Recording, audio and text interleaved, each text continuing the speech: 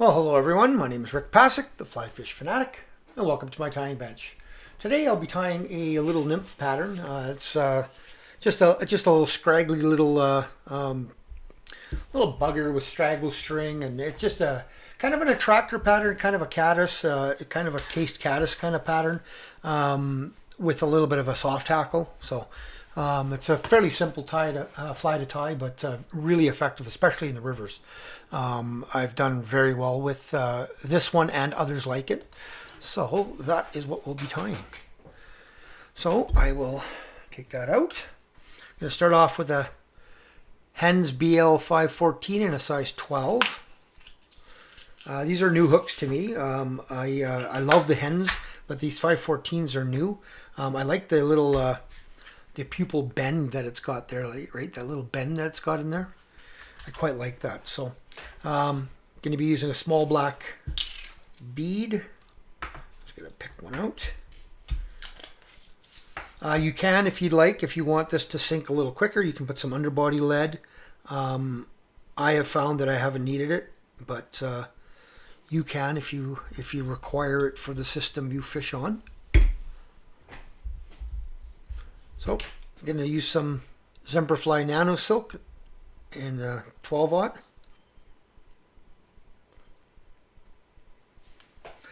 Excuse me while I get the thread to come back out, because it's not cooperating with me. Just give me 1 second. And then, yeah, so I'll use a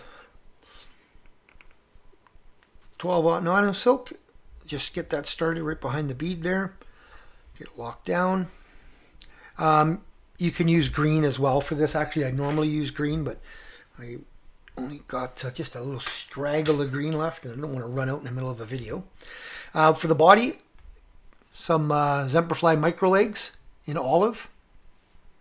For the hackle, I'll be using some a piece of Chinese hen neck, a golden olive, a dyed golden olive. And then I will be using a couple of small little biots as well.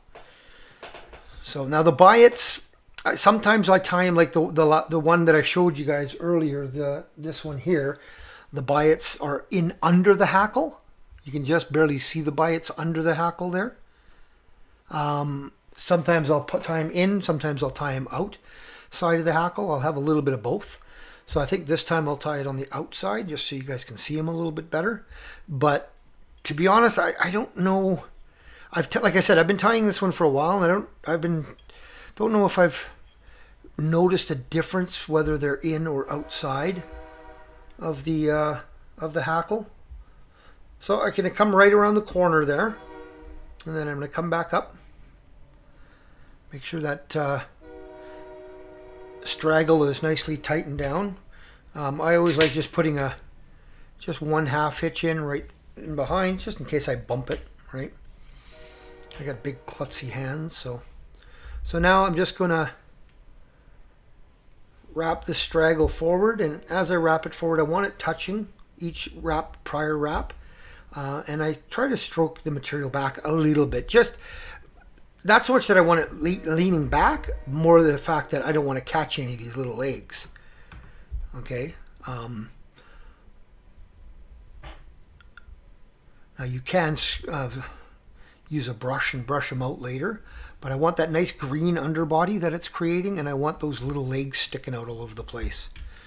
So then I'll come right to behind the bead. I'll put a couple of turns right after the bead.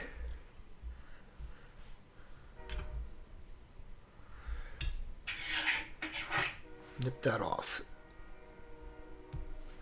So nice and buggy, like I said. You can take a little brush if you want, and just give it a bit of a brush out just to make sure those little legs stick out. You definitely want those legs. That's a big part of this fly. Okay, so now I'm going to take my hackle and I'm going to prepare it. I'm going to just get rid of all the fluff on the bottom. I don't want these legs too long. So I've gotten rid of quite a bit of that on this feather. So now I'm just going to grab it by the point. Stroke back my fibers here. Create a little tie-in point. I'm just going to nip that off. Create my little triangular tie-in point. I'm going to lay it on my side.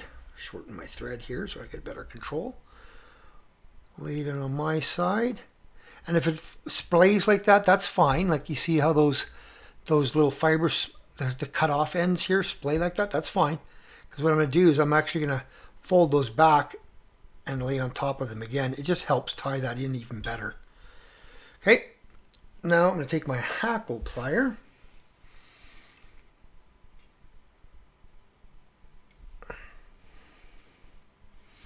Just make sure I stroke all these materials facing backwards as I go around. Okay. Just have that nicely going around. And I want a maximum of 3. Usually I do 2 to 3 turns. That's my third, and that's maximum. I probably could have stopped at 2 on this one, but that's fine. So now I've tied that in. I will nip off my center stem, get rid of that. Now I'll take a couple of black goose bites. You can use black, you can use green. Unfortunately, I ran out of the olive green. I've got some fluorescent green, but I actually quite like these with this black. It gives a bit of a contrast. All right, so just cutting a couple of pieces of the bite off, and I'm going to lay these on right on the side. I want this right on the side here, and I want it about as long as the hook, and maybe even a little bit past the bend of the hook. Just give that a good, yeah, that's good. And you can see, I don't know if it's going to be able to show, but you can see that there's a natural curve to the bite. I want that natural curve in. Okay, so again, I'm just going to hold that. Get a loose wrap and then tighten it down. Make sure that's good. Yeah, that looks pretty good there. I'm okay with that. So again, I'm going to 4 more turns. I'm going to fold those back, a couple of turns in front. Then, if I hold my thread tight, I can actually grab those little pieces of biot with pliers and just pull, and they'll break. I can't do it with my fingers because mine don't have any fingernails. So yeah, just hold it really nice and tight, that thread, so you don't pull them out, and you just give them a break off, and they'll break right off. Okay. And sometimes I'll put a little bit of a dubbing up in there. This time I'm not going to. Sometimes I do. So now just a little bit of a whip finish. Get a little bit of my Sally Hansen's. Of course, I don't get any notifications on my phone all day long, and then I start tying a video, and guess what? I get notifications.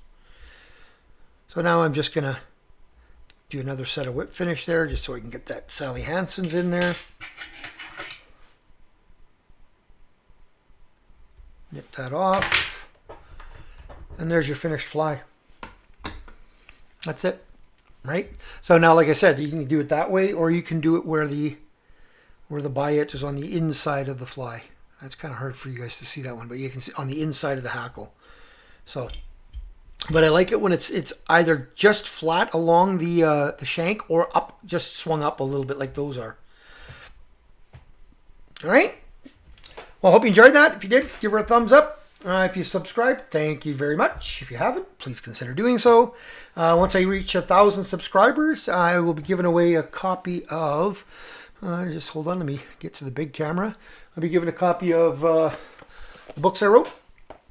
Giving a copy of those away, plus a sampling of all the flies that I've tied on this channel.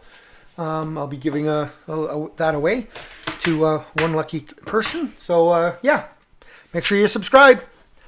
Thanks a lot, guys. Take it easy. Tie lines.